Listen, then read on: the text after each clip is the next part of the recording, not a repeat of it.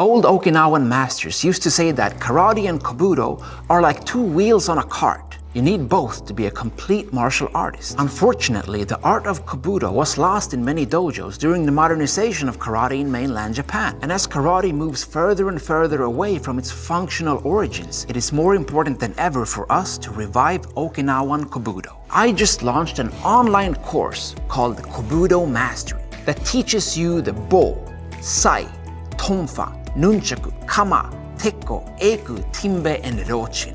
As a lifelong kobudo practitioner, I've had the honor of learning, teaching, and training kobudo all across the world, even competing in some prestigious tournaments, including the traditional World Kobudo Championships in Okinawa. And now I've put together this knowledge into easy-to-follow online video lessons.